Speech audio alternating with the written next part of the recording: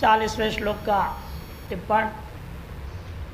नेह विक्रमनाशोस्ति प्रत्यवायो न विद्यते स्वल्पमप्यस्य धर्मस्य त्रायते महतो भयात्। अविक्रम्य जो उपक्रम्य थे व्याप्यते इति अविक्रमः व्युत्पत्ति बताया। अर्थ उसका है कर्मारंभ, कर्म का आरंभ। जो भी कर्म हम करते हैं वो भी कौन सा कर्म लेना, ये कर्मयोग वाला निष्काम भाव से किया हुआ जो कर्म है उसे प्रत्यवायो न विद्यते।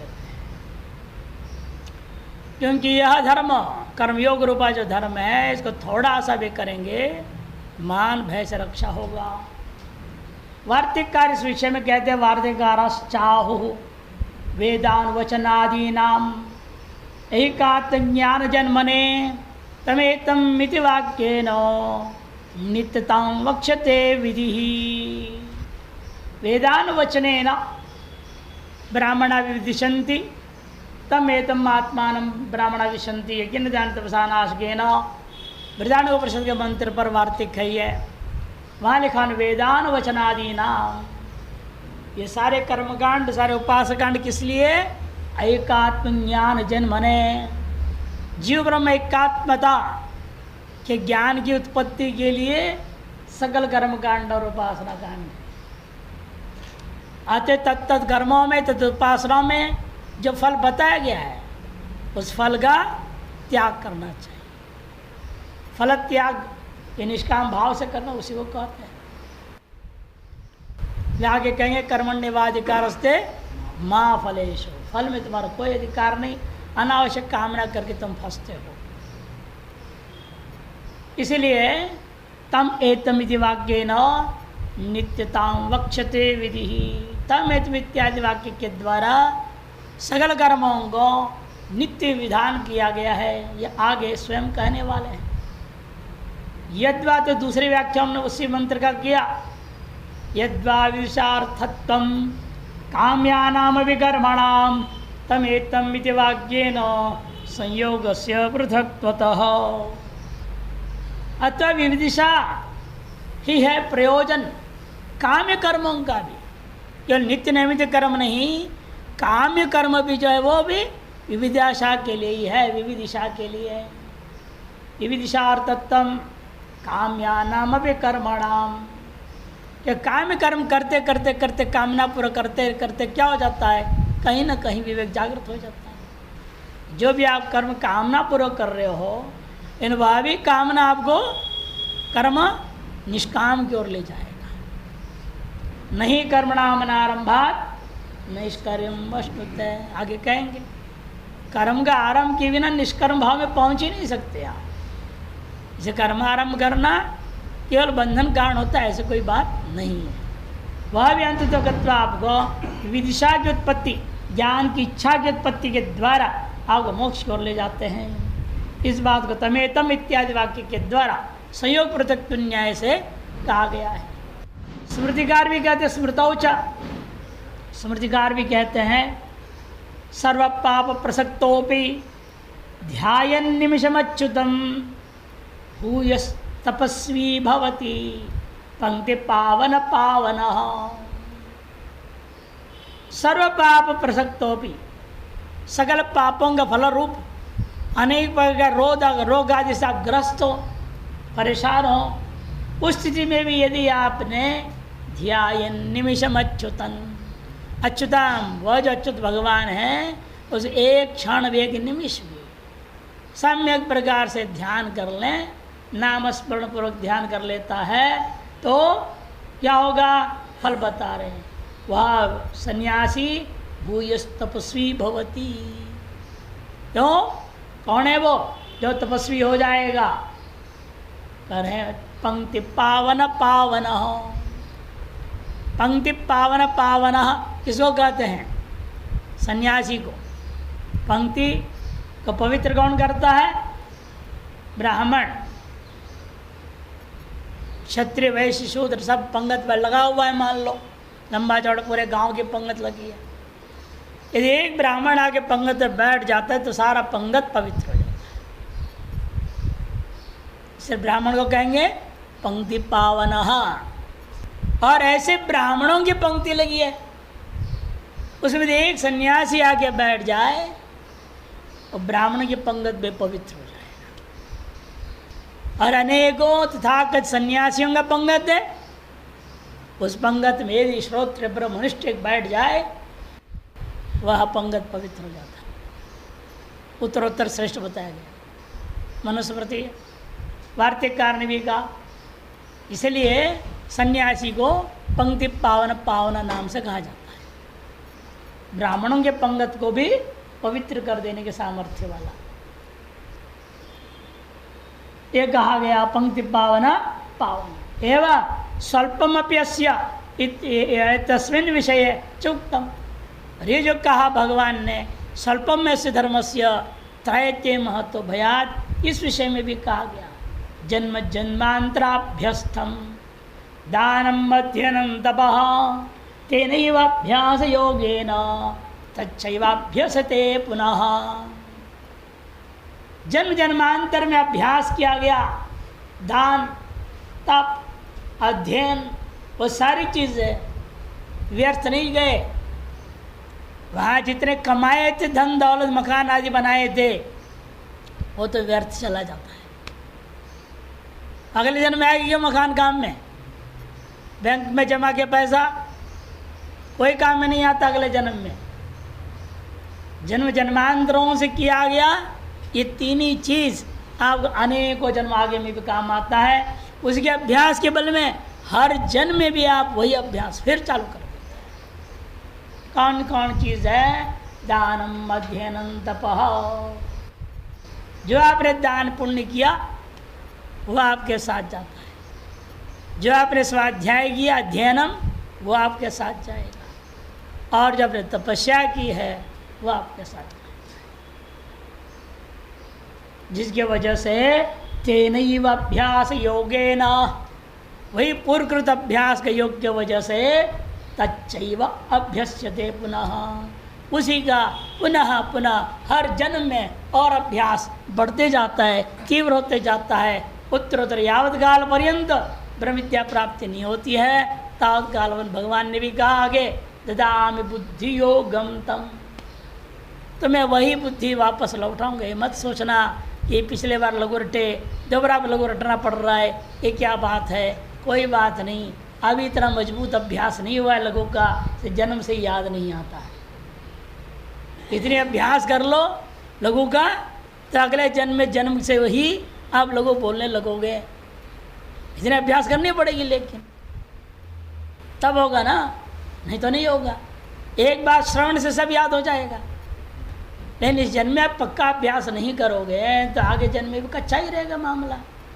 हर बार कच्चाई के साथ जन्म ले रहे हैं आप, पक्का कर ही नहीं रहे हैं, इसलिए हर बार रटना पड़ रहा है, समस्या ही हो रही है।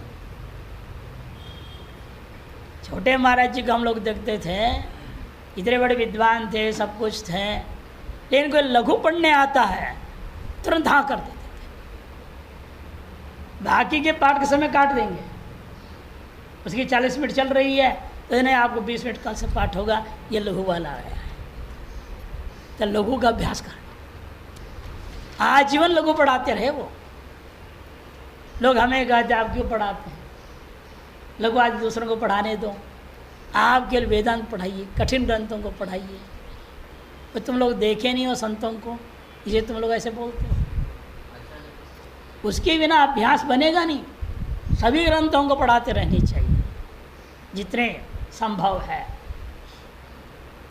अब अपने आप को ही आ गया तो छोड़ना ही क्यों, उसको तो पकड़े के रखना है, छोड़ना ही नहीं। तो इसलिए कहते कि अध्ययन आपके साथ तभी होता है। इसे छोटे हमारे जीवन में आता है ना कि जब स्कूल ले जाएगा पाठशाला में, वो हिंदी लिखा हुआ देखा, अंग्रेजी लिखा हुआ देख करके रोने लग गए। ये कहाँ ले आए, ये कौन सी जगह है, ये यहाँ संस्कृत कुछ है ही नहीं गए। वो अंग्रेजी स्कूल नहीं गए, हिंदी स्कूल में नहीं गए, सरकारी स्कूल में नहीं गए, रोते थे बहुत तेज़ी से, हमें नहीं जाना है, क्या ये सब ठीक नहीं है। ये मामा के घर भेजे, वहाँ वो संस्कृत विद्यालय के वो अध्यापक भी थे एक मामा जी, उनके वहाँ भेजा। वो जैसे ले संस्कृत श्लोक लिखा हुआ था दीवारों पे, खुश हो गए उसको देख के, ये सही जगह में आ गए, यहाँ पढ़ूंगा मैं। वैसे संस्कार तब बनेगा ना यहाँ जिंदगी भर तुम पढ़ोगे पढ़ाओगे, नित्य निरंतर अभ्यास करते रहोगे। इसे उनको जब वो पढ़ने लगे, एक बार सुने दूसरी बार सुनने की जरूरत थी, दूसरा पुस्तक देखने की जरूरत नहीं। योगेंद्रनाथ जी तो ऐसे थे, हम लोग तो पुस्तक ले रहे गया पढ़ रहे हैं देख करके, कभी नहीं पुस्तक पे हाथ नहीं लगाते थे, चुपचाप बैठे रहते थे, सीधे यूँ हिलते रहते थे। लंबी चौड़ी शरीर थी, पंजाबी शरीर। हम लोग बोलते नमो नारायण स्वामी जी, हाँ आ गया बैठो, हाँ बोलो।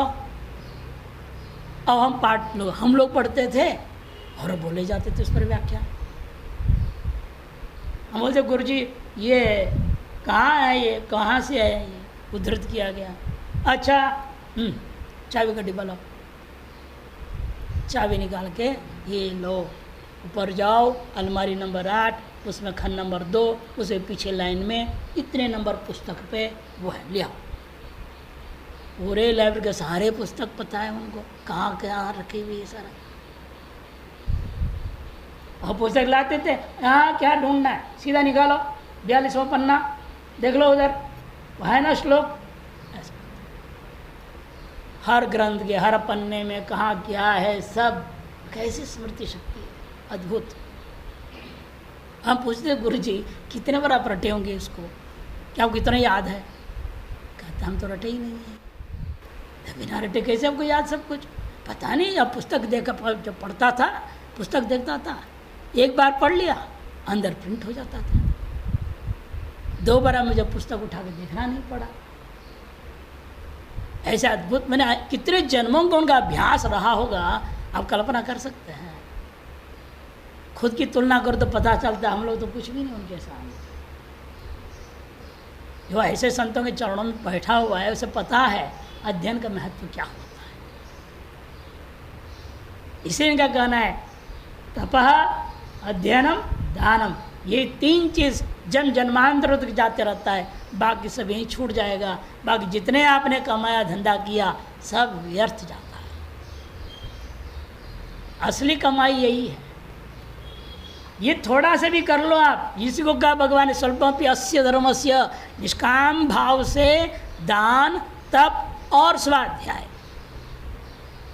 स्वाध्याय में भी अपेक्षा नहीं करना चले लोग हमारी पूजा करें, हमको माने, हमारे प्रचार करें, है बहुत जान आचार्य, ये है वो है, दुनिया में प्रचार, कोई किसी तरह की अपेक्षा के बिना, वही निष्काम भाव है। निष्काम भाव का मतलब प्रत्युपकारेण किंचित भी अपेक्षा नहीं होना, विहित कामनाओं का परित्याग के अलावा ये लौकिकी व्यावहारिकी जो अपेक्षा हैं वो भी नहीं रह जाए। करे तो ठीक, ना करे तो ठीक, अपने आप कर लेंगे, ये होनी चाहिए, अपेक्षा नहीं होनी चाहिए। हम लोग भी अपने जीवन में करने की कोशिश करते हैं इसी बात पे। अब विद्यार्थी नहीं आते कि कोई बात नहीं, हम अपने बना देते चाय, क्या दिक्कत है? जैसे ब्रह्म ज्ञान घटेगा क्या, चाय बनाओगे तो चाय वाला बन जाओगे? ऐसे तो हो नहीं सकता। इसलिए अपनी वृत्ति ब्रह्मचिंतन करते हुए कुछ भी करते रहो, उसी में लाभ है। इसी श्रुति स्मृतियों ने बताया कि ये जो दान तप और अध्ययन है, ये थोड़ा भी यदि निष्काम भाव से करोगे, आपका जन्म जन्मांतर के जो चक्कर है इससे आपको बचा सकता है। 41वें श्लोक की अवतरणिका भाष्यकार कह रहे हैं, ये अयम सांख्ये बुद्धिरुक्ता योगे च वक्ष्यमाण लक्षणा सा व्यवसायेति। वह यह जो सांख्य बुद्धि कह दिया गया और आगे जो कहे जाने वाले योग है कर्मयोग, वक्ष्यमाण लक्षणा, ये दोनों सा व्यवसायात्मिक बुद्धि रीति। संक्रांति अपने अवतरणिका दे रहे हैं, योग विषयिण्या बुद्धिया विशिष्ट पुमांतरदित्युक्तम। योग विषयिणी बुद्धि से विशिष्ट जो पुरुष है वही संसार से तर जाता आसानी से। योग विषयिणी बुद्धि का ये जो आपने कहा तो उसमें से ये जो योग विषयिणी बुद्धि है वह कौन सी बुद्धि है? इत्याकांक्षायाम तस्याः स्वरूपम वदन तद इतर बुद्धि विशिष्टानां न कदाचित तरणमस्ति सूचयति। और ऐसा आकांक्षा रहने पर उसके स्वरूप को कथन करते हुए सीधे नहीं कहेंगे, व्यतिरिक्त मुख से भी कहना जरूरी होता है कई बातें, तभी व्यक्ति के दिमाग में मजबूती से बैठता है। इसलिए तद इतर बुद्धि, एतादृश कर्मयोग बुद्धि से इतर बुद्धि, सांख्य बुद्धि भी नहीं, कर्मयोग बुद्धि नहीं, इन दोनों बुद्धियों से इतर केवल लौकिकी व्यावहारिक बुद्धि वाला वह बुद्धि कभी भी उसको इस संसार से तरने में समर्थ नहीं हो सकता। न कदाचित भी तरणमस्ति इति सूचयति। व्यवसायात्मिका बुद्धि रेकेह कुरु नंदन बहुशाखा ह्यनन्ताश्च बुद्धयो व्यवसायिना। व्यवसायात्मिका बुद्धि एकेह कुरु नंदन बहुशाखा ह्यनन्ताश्च। कहते देखो व्यवसायात्मिका निश्चय स्वभाव वाली जो बुद्धि का नाम व्यवसायात्मिक बुद्धि। नैयायिक लोग भी निश्चयात्मक ज्ञान को क्या बोलते हैं? व्यवसाय ज्ञान। फिर उसका भी प्रत्यक्ष हो जाए, उसका नाम अनुव्यवसाय ज्ञान है ना। व्यवसाय और अनुव्यवसाय नाम से कहते हैं। व्यवसाय में नहीं व्यापार नहीं, जो लोग व्यवहार में व्यवसाय करते, व्यापार करना। क्या तुम्हारा व्यवसाय है पूछते, क्या व्यापार करते हो, क्या धंधा करते हो? यहाँ व्यवसाय का अर्थ तो नहीं है। यहाँ व्यवसाय का अर्थ है निश्चयात्मिका स्वाभाविकी जो ज्ञान है, निश्चयात्मिका ज्ञान बुद्धि। वही नहीं है कोने प्रमा कहा, उसी को व्यवसाय कहा, अनुव्यवसाय कहा। अयं घटः व्यवसायत्मक ज्ञान है। घटमहं जानामि ज्ञातो घटो मया, ये सब क्या है? अनुव्यवसायत्मक ज्ञान है। ये उनकी भी भाषा में कही हुई, हम भी वही भाषा बोल रहे हैं। व्यवसायात्मिका बुद्धि एका, वो एक ही होती है, व्यभिचार नहीं हो सकता। बाकी सकल ज्ञान व्यभिचरित होने वाला है, लेकिन निश्चयात्मिक ज्ञान में कदाचित व्यभिचार नहीं हो सकता। जैसे आपको कई बार दृष्टांत दिया हूँ, एक विदेश में PhD आदि पढ़ लिख करके आया लड़का, गांव पहुंचा अपने घर, वहाँ लोगों को प्रवचन देने लगा, लेक्चर दिया और कहा देखिए आप लोगों ने जानते नहीं जानते, हमने अनुसंधान करके समझा है, विदेश में रहकर अनुसंधान करके समझा। क्या समझा? सफ़ेद गाय की दूध सफ़ेद होता है, काली गाय काली रंग की दूध देती है, लाल गाय लाल रंग की दूध देती है। जैसी गाय का रंग वैसी दूध होगा। चितगबरा गाय है तो चितगबरा मिक्स रंग होगा। अब वो जो गंवार था वहाँ बैठा हुआ बुजुर्ग के चुप बकवास करता है। अरे ताऊ जी क्या बात है, मोर कहीं का क्या तो अनुसंधान किया विदेश में, हमारे निश्चयात्मक ज्ञान है, रंग कोई भी हो गाय का दूध सफ़ेद ही होती है। हैं ऐसे कैसे आप बोल रहे हो? कहे चल मेरे साथ गौशाला में। तो लगता है प्रायोगिक विज्ञान तुमको मिला नहीं, केवल तर्क विज्ञान तेरे पास है। अंग्रेजी में क्या बोलते हैं प्रायोगिक विज्ञान को? प्रैक्टिकल। तुमने प्रैक्टिकल किया नहीं लगता। चल गौशाला ले गए, सारी गाँव का दूध निकाल रहे हैं, लाल है कोई काली है कोई कैसी है, सब कुछ सफ़ेद। वो देखते रह गया। बताओ निश्चयात्मक बुद्धि सही है या तार्किक की बुद्धि सही है? व्यवसायात्मिक बुद्धि एका, वो नाना नहीं हो सकती। उसे तर्क वितर्क वाले खिचड़ी करते रहें, ऐसा नहीं ऐसा वैसा नहीं ऐसा, तर्क करते रहो तुम भले, और वो नाना हो जाए। इसीलिए सृष्टि के बारे में तार्किक लोगों की वजह से ही तो अनेक बन गया। कोई परमाणुवाद खड़ा कर दिया, आरंभवाद है कि नहीं, कोई सत्कार्यवाद, कोई असत्कार्यवाद, कोई गुणों से उत्पत्ति सृष्टि, अलग अलग व्याख्या करते गए। लेकिन सारी व्याख्याएं वास्तव में जगत उत्पन्न नहीं हुआ तो व्याख्या क्या रह गया? जब अजातवाद सुनेंगे तब पता जगत उत्पन्न ही नहीं हुआ अभी तक, ये सारे तर्क, सारे कार्य कारण भाव व्यर्थ हुआ कि नहीं? लेकिन बुद्धि को घिस के अजात तक पहुंचने के लिए वो जरूरी है कि दृश्य तो अग्रया बुद्धिया सूक्ष्मया सूक्ष्मदर्शी। बुद्धि को सूक्ष्म कैसे करेंगे आप? खाएंगे सोएंगे भैंस जैसे थोड़ी बुद्धि सूक्ष्म हो जाएगी, दौर बिगड़ जाएगी और मोटी होती जाएगी। पेट पे बढ़ेगा, दिमाग भी मोटा हो जाएगा। इसीलिए ये जरूरी है, यहाँ बुद्धि को घिसने के लिए ही, सूक्ष्म करने के लिए विभिन्न दर्शनों का विचार आरंभ हुआ है। उनमें कोई भी वास्तव में तात्विक नहीं है। परस्पर भिन्न सिद्धांत होने से वह तात्विक सिद्धांत नहीं हो सकता। तात्विक है, व्यवसायत्मिका है बुद्धि, वो एका य अस्मिन् लोके हे कुरुनंदन। और अव्यवसायी नाम तो जो अव्यवसायत्मक ज्ञान को लेकर चलने वाले हैं उनके लिए बुद्धयो एक दो नहीं बहुशाखा अनंताश्च। इसलिए वेद में भी अनेक शाखाएं हो गई, वेद की भी अनेक शाखाएं हैं।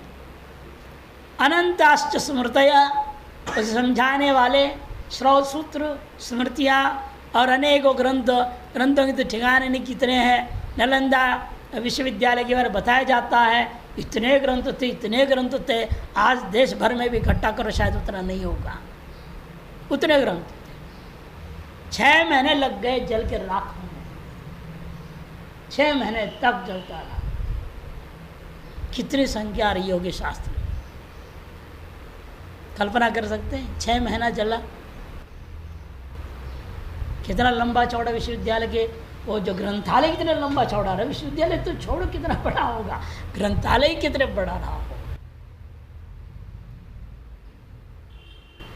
और अनंताश्च, इतने शास्त्र, इसलिए कहा भी है ना, अनंत शास्त्रम बहुवेदितव्यम अल्पश्च कालः बहवश्च विघ्ना यत्सारभूतम तदुपासितव्यम यतेव हंस क्षीराम्ब मिश्रम। इसलिए हम लोग सारभूत लेना शुरू कर दिए। देख लिए 10 उपनिषद पढ़ो, गीता पढ़ो, ब्रह्मसूत्र पढ़ो, हो गया। कई तो कहते हैं हम लघु भी नहीं पढ़ना चाहते, कुछ भी नहीं पढ़ना चाहते, सीधे वेदांत हमको दे दो, सीधा ब्रह्म ज्ञान हो जाए, मोक्ष हो जाए। और उनके यदि प्रारब्ध ऐसा है तो हो जाएगा, ऐसे प्रारब्ध नहीं है तो थोड़े होने वाला। भले इस जन्म के वेदांत के चक्कर में पड़े रहेंगे, अगले जन्म में लोगों से शुरू करना पड़ जाएगा। से व्यक्ति को अपनी आंकलन कर लेनी चाहिए, हमारी योग्यता क्या है, हमारी क्षमता सामर्थ्य क्या है। भागने से नहीं होता है। ऊंची छलांग मारना आसान है, लेकिन गिरेगा तो संभालेगा कौन? उड़ान भरना आसान है ना। तो इसलिए यहाँ पर भी शास्त्र कहता है जो व्यवसायी नाम तो बुद्धयो भूषागा अनंताश्च भवन्ति, और व्यवसायत्मक बुद्धि तो एक ही होता है, व्यभिचार नित्य शाश्वत होता है। भाष्य का व्यवसायत्मिका निश्चय स्वभाव एका एव, व्यवसायत्मिक माने निश्चय स्वभाव वाली जो बुद्धि ज्ञान है वह एक ही हुआ करती है बुद्धि। इतर विपरीत बुद्धि शाखा भेदस्य बाधिका, और इतर जो विषय भेद के कारण से बुद्धियां हैं, शाखा भेद से अनंत हैं, उन सब को बांधने वाली बुद्धि व्यवसायत्मिक बुद्धि। वह सम्यक प्रमाण जनितत्व, क्योंकि वह सम्यक प्रमाण से उत्पन्न होने के कारण से, सम्यक प्रमाण क्या है? श्रुति रूपी सम्यक प्रमाण है। अपौरुषेय वाक्य रूपा श्रुति रूपा जो नित्य शाश्वत स्वतः प्रमाणवादी है, वह के उसके कारण से वह उससे उत्पन्न जो ज्ञान होगा वह भी नित्य शाश्वत एक ही होगा।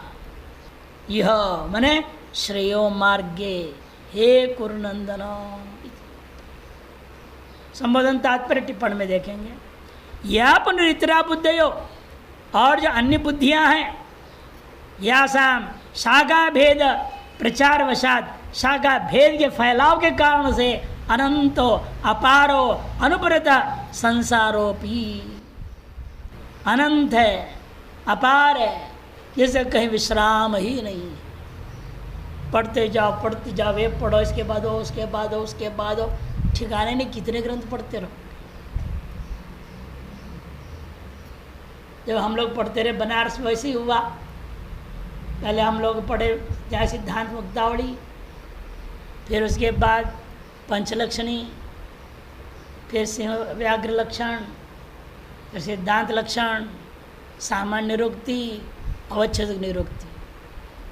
उसके बाद लोगों ने कहा ये भी पढ़ लो, और भी लाइन लगा दिया। अरे मैंने कहा तो कमाल हो गया भाई, हम नैयायिक बनेंगे क्या। फिर हमने एक अच्छे संत थे, उनको गुरुजी नाम से बोला करते हैं, नैयायिक बहुत बड़े अच्छे थे, शाश्वतान तीर्थ, जिनसे मुक्तावली वगैरह पढ़े थे। उनके पास गया, गुरुजी लोग ऐसे ऐसे बोल रहे हैं कि ऐसे पढ़ना जरूरी है वेदांत समझने के लिए, या जितना पढ़े यही ज़्यादा लग रहा है मुझे। तो कहते हाँ देखो, जिसको नैयायिक बनना है, शास्त्रार्थ करना है और शास्त्रार्थ महारथी बनना है, तो वो पढ़े, तुम्हारे लिए जरूरत नहीं। मीमांसा में जैसे हमने पढ़ लिए थे न्याय शास्त्र माला, उसके बाद उसमें सारी चीज़ आ जाती है, शास्त्र दीपिका, भाट दीपिका, सब उसके अंदर घुसा दिया है, सबका सार है वो। उसको पढ़ा दिया। मैंने उनसे पूछा गुरुजी से और कुछ पढ़ना है मीमांसा दर्शन का, बताइए। कहते और क्या रह गया। मैंने कहा ये ग्रंथ लोग बोल रहे हैं, ये पढ़ो ये पढ़ो पढ़ो। कहते नहीं, अपने आप देख लो, सब समझ में आ जाए। मना कर दिया। इसीलिए ग्रंथ तो असंख्य है, पढ़ना है तो जिंदगी भर लगाओ तो ही पूरा होने वाला नहीं। इसलिए जो सारभूत है, जो आपके लक्ष्य है, जीव ब्रह्म ऐक्यत्वानुभूति है, मोक्ष है, उसके लिए जितनी ग्रंथ जरूरत उतनी ही पढ़ना है। 15-20 से ज़्यादा जरूरत नहीं है, ज़्यादा से ज़्यादा 20 ग्रंथ पढ़ो बस। 21 प्रकार का दुख ध्वंस के लिए 21 प्रकार ग्रंथ पढ़ लो, इतना ही पर्याप्त है। ज़्यादा पढ़ के क्या करना। इसलिए भाष्यकार भी कह रहे हैं अनुप्रद संसारोपि नित्य प्रतत्व विस्तीर्णो भवति। ऐसे व्यक्ति के लिए यह संसार भी नित्य फैलते ही रहेगा, और नए ग्रंथ आते रहेंगे, और नए ग्रंथ आते रहेंगे, क्या क्या पढ़ते रहेंगे। कल ऐसे एक संत आए और एक नया ग्रंथ दे गए, मैं 2 खंड इतने इतने मोटे मोटे, आप ये पढ़िएगा। मैंने इसमें क्या है, कहते छांदोग्य उपनिषद है, नरेंद्रपुरी टिप्पण है, और आनंदगिरी टीका है, और नया टीका जोड़ा है। अरे आनंदगिरी टीका पर्याप्त है, नरेंद्रपुरी टिप्पण पर्याप्त, जैसे हम लोग पढ़ चुके हैं। अब ये गौर टीका पढ़ के क्या करना है। मैंने आपने पढ़ा है इसको, मैंने कुछ कुछ हिस्सा पढ़ा, हमने क्या विशेष निकला, कुछ नहीं। फिर हमको रहने दो और लेके अब लाए हैं तो क्यों लौटाना, बुरा लगेगा तो मैं रख दिया। तो बड़े विचित्र लोग जो है, एक और टीका जोड़ दिया, कहे हम नया काम कर दिया। नया काम वो हो जो आज तक की जितनी टीका है, आज तक जितनी टिप्पण हो, उससे कुछ विलक्षण तो बोलो। आपके अनुसंधान, आपके अनुभव, आपकी गुरु परंपरा से आपको जो मिला हुआ कुछ निचोड़ निकाल के दो, तब तो ठीक है, नहीं तो बेकार है।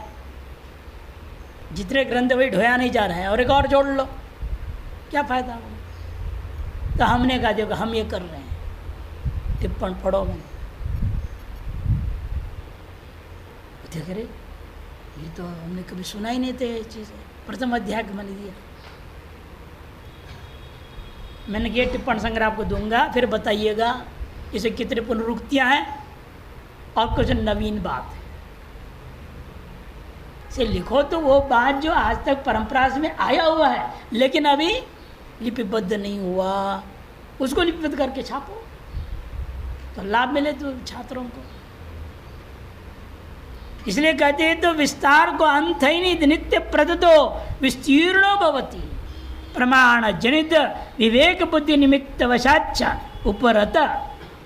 उपरतासु अनंत भेद बुद्धिषु। यदि प्रमाण से जनित विवेक बुद्धि के निमित्त के वजह से आपके सारे अनंत भेद बुद्धि है, वो क्या हो जाएगा? उपरतासो, उपरत हो जाएगा। उपरतासो अनंत भेद बुद्धिशो संसारोपी उपरमते, आपके लिए संसार का भी उपरम हो जाएगा। ता बुद्धयो, इसलिए ये जो वो विस्तार को कर रहे हैं, संसार में फैलाव को पैदा कर रहे हैं, वे जो बुद्धियाँ कितनी हैं, कैसी हैं? कहते बहुशाखा, भव्य शाखा, ये आसानता बहुशाखा अर्थात बहुभेदा इत्येतत्, अनंत भेद वाले हैं। प्रतिशाखा भेदेना ही अनंताश्च बुद्धिया, और प्रतिशाखा भेद से भी बुद्धियाँ अनंत है, अलग अलग ज्ञान है।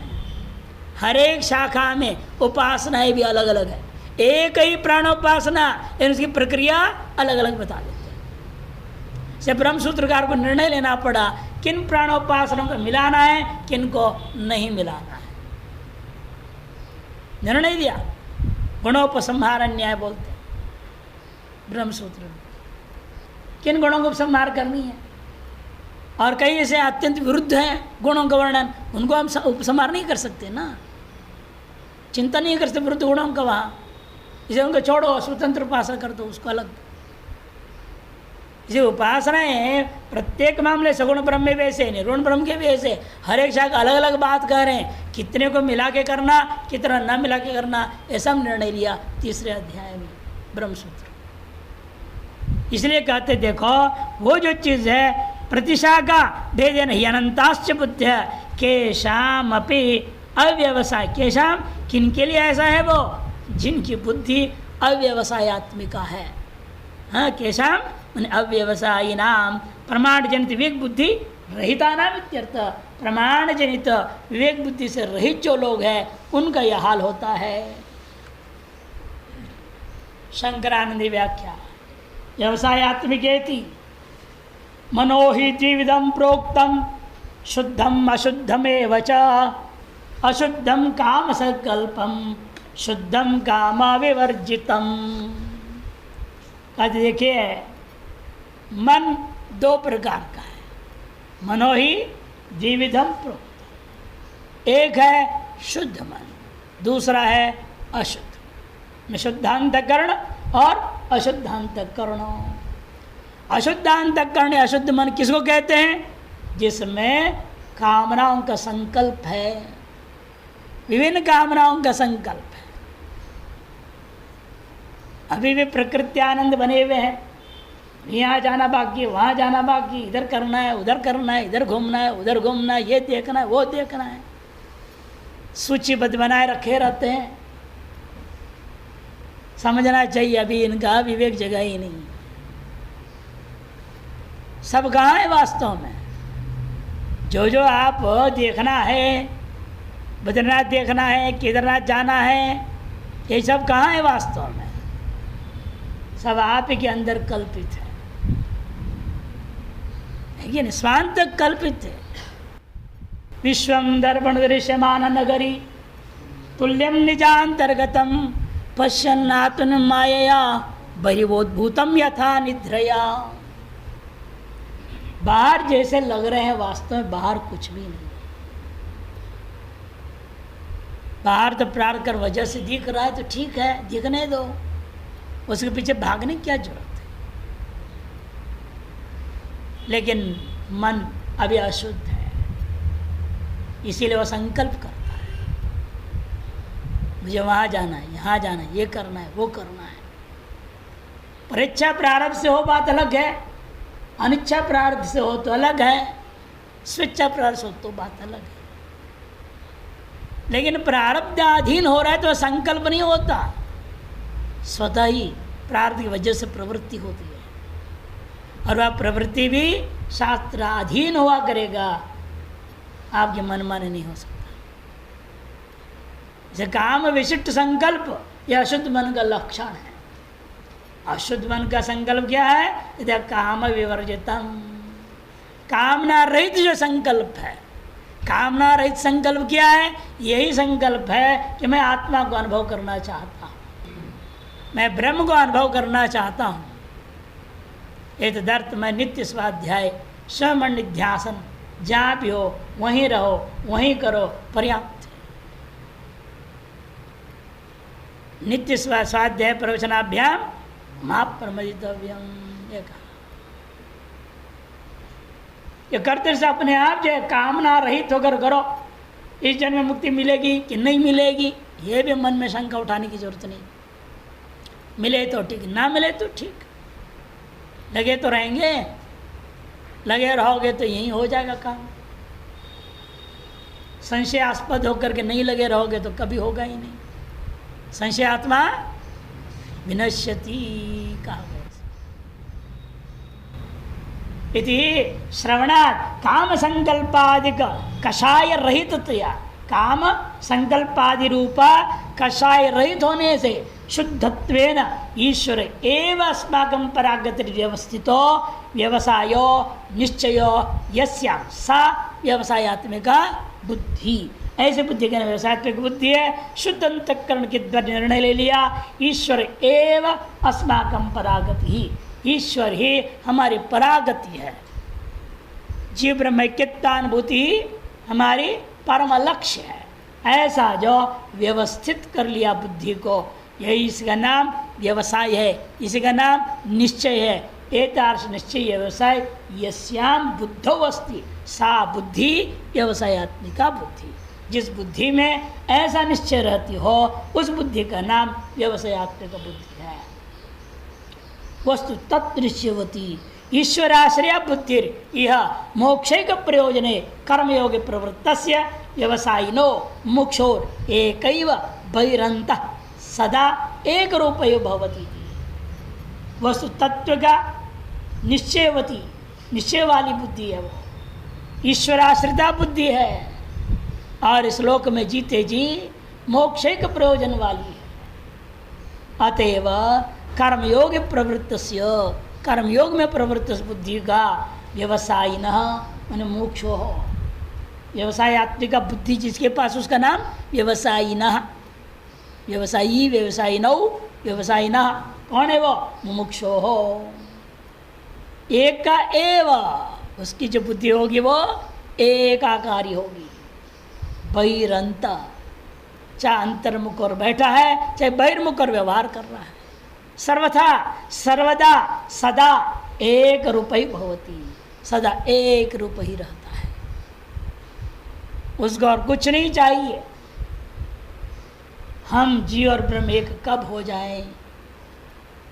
नानक जी का जीवनी को बताता हूँ ना बार बार, गुरु नानक जी का जीवन के एक चीज सीखने का इतना ही है उनके जीवन का। नहीं का दो तरह का बीमारी है मेरे अंदर, दो बीमारी। एक बीमारी क्या है? ये जीव ब्रह्म से बिछुड़ गया है।